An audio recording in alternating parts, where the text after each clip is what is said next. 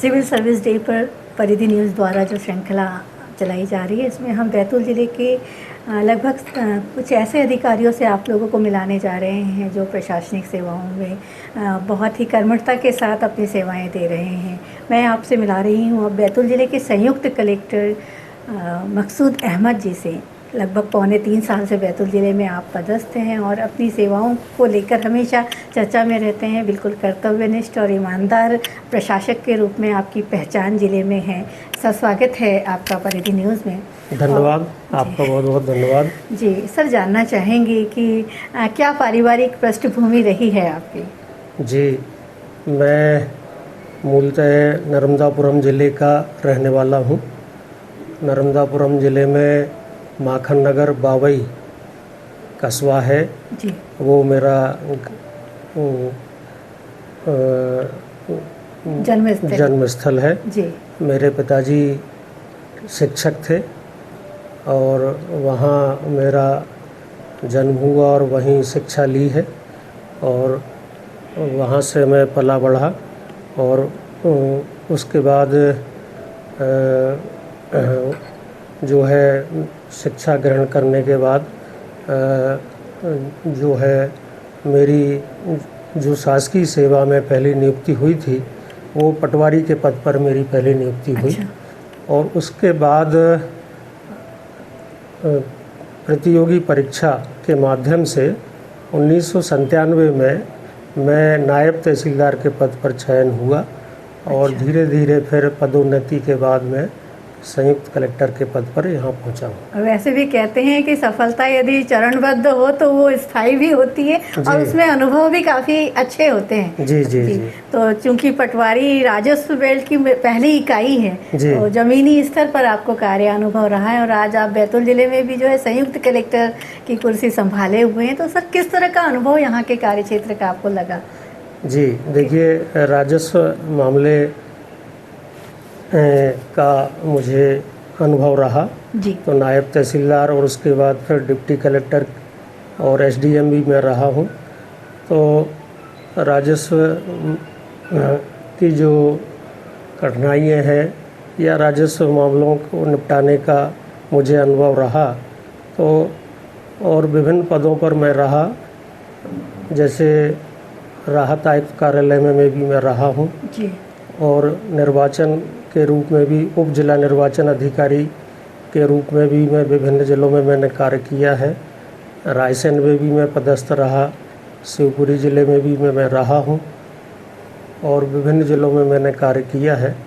अभी वर्तमान में जो SIR का कार्य रहा जी। वो यहाँ पर अपने काफ़ी अच्छा बैतूल ज़िले में यहाँ अच्छा कार्य हुआ है और अपने बैतूल ज़िले में यहाँ उत्कृष्ट कार्य के लिए बैतूल ज़िले को यहाँ पुरस्कार भी प्राप्त हुआ है। एक टीम वर्क के रूप में यहाँ के ज़िले के जो सभी कर्मचारी हैं उन्होंने अच्छा कार्य किया है। सर, किस तरह की कठिनाइयाँ आप देखते हैं, क्या चुनौतियाँ हैं राजस्व के बेल्ट में? कई बार ऐसा भी हुआ होगा कि आपको भी किसी विपरीत परिस्थिति का सामना करना पड़ा होगा। देखिए, सभी प्रकार के कार्यों में कुछ चुनौतियाँ आती हैं। हाँ जी। लेकिन यदि हम उस कार्य को एक टीम वर्क के रूप में करते हैं तो निश्चित रूप से सफलता मिलती है। किसी भी कार्य की हम यदि जड़ में जाते हैं और उस कार्य को करते हैं तो निश्चित रूप से सफलता मिलती है। तो चुनौती तो हर काम में रहती है, लेकिन यदि उस कार्य को हम टीम वर्क में और उस कार्य को जड़ में जाके उस कार्य को करते हैं तो निश्चित रूप से हम उस कार्य को पूरा कर पाते हैं। किस तरह के विवाद अक्सर बैतूल में देखने के लिए मिलते हैं? देखिए, बैतूल में मैं ख़ासतौर से राजस्व कार्य को मैं नहीं रहा हूँ जी।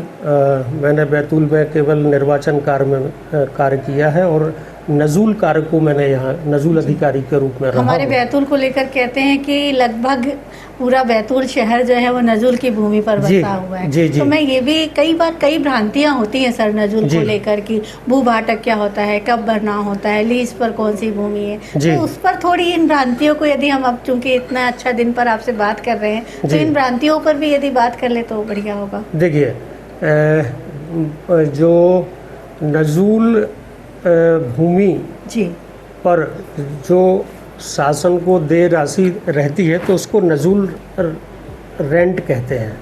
जी। और जो कृषि भूमि रहती है तो कृषि भूमि के बदले में जो शासन को जो राशि दी जाती है उसको भू राजस्व कहते हैं। जी।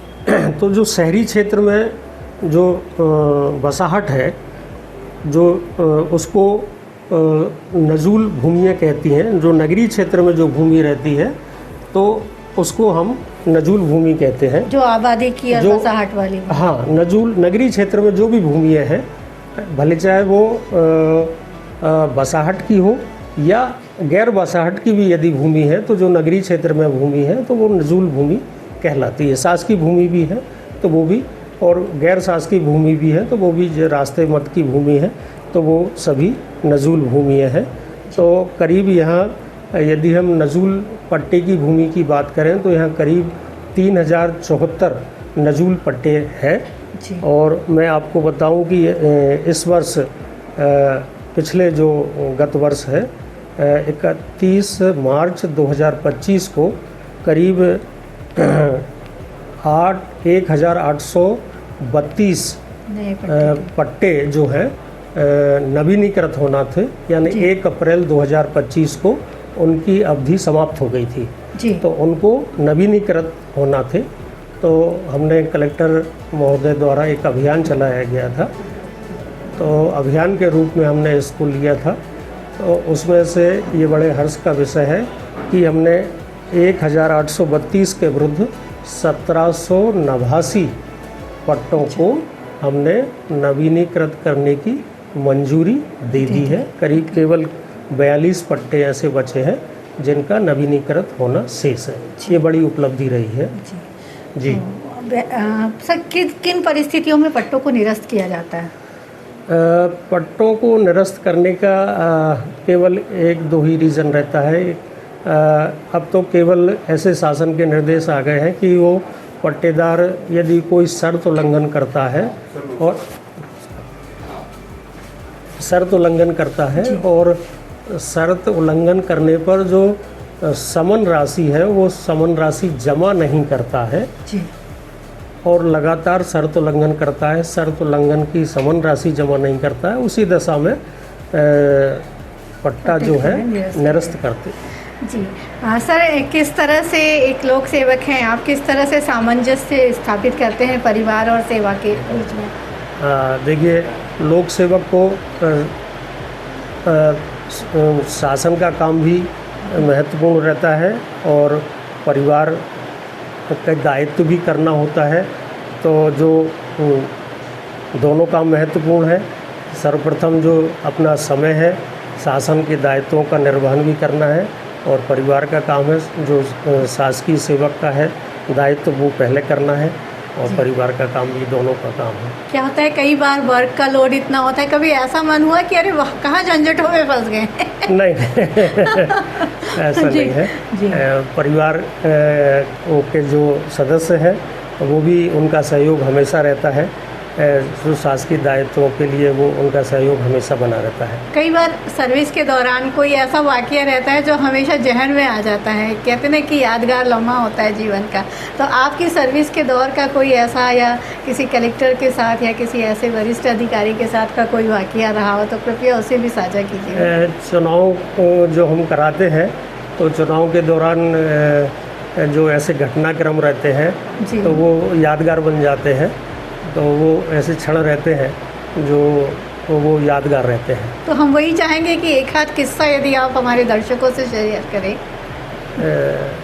वो चुनाव के समय जब हम लगातार काम करते हैं कि हम सामग्री जो है करते हैं, सामग्री जो है जमा कराते हैं। जमा कराने के बाद हम उनको स्ट्रांग रूम में रखते हैं। तो हम रात भर पूरे जगते हैं, और फिर रात भर पूरी जगने के बाद फिर रात भर पूरी स्ट्रांग रूम में जमा कराते हैं। फिर दूसरे दिन सवेरे जो है जो निर्वाचन आयोग के ऑब्जर्वर रहते हैं तो फिर उनके साथ उसकी संवीक्षा होती है उन मतदान केंद्रों की। तो वो एक लगातार काम करते हैं, तो वो कुछ यादगार लम्हे रहते हैं। तो वो वो एक ऐसा क्षण रहता है कि लगातार काम करने से एक मतलब एक मतलब पूरी एक टीम वर्क जो रहती है, काम करती है, तो एक फैमिली अलग बन जाती है ऐसा? हाँ, मतलब जो एक टीम काम करती है शासकीय सेवकों की, तो ऐसे क्षण जो है 5 साल में ही कभी देखने को मिलते हैं। जी जी मतलब चेंबर और कुर्सी से जी, दूर जी, जो जी। है एक मेहनारी अमले के साथ काम करना, जी, वो जी। एक अलग अनुभव जी। होता है। क्या मैसेज आप देना चाहेंगे भावी पीढ़ी को जो सिविल सर्विसेज में आना चाहती है? प्रतियोगी परीक्षाओं में कई बार व्यक्ति हताश भी हो जाता है, तो जी। उसे कैसे उबरना चाहिए और लक्ष्य को आगे तय करना चाहिए?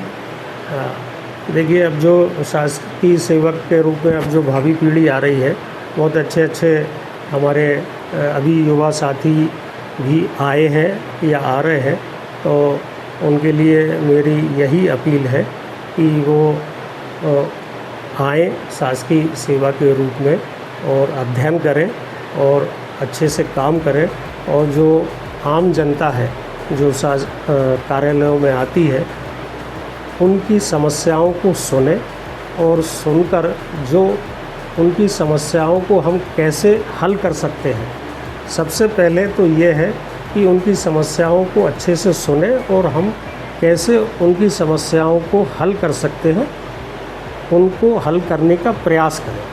सर एक चीज़ और भी होती होगी कि जैसे यंग जनरेशन आती है और जब अनुभवी पीढ़ी होती है साथ में, तो एक जनरेशन गैप तो हर चीज़ में होता है। तो किस तरह से वो, कभी ऐसा होता है कि यंग ऑफिसर बड़े अधिकारी को, मतलब उम्र में बड़े अधिकारी से यदि कई बार हार्ट टॉक हो जाती है, तो वो किस तरह से बैलेंस होता है चीज़ें?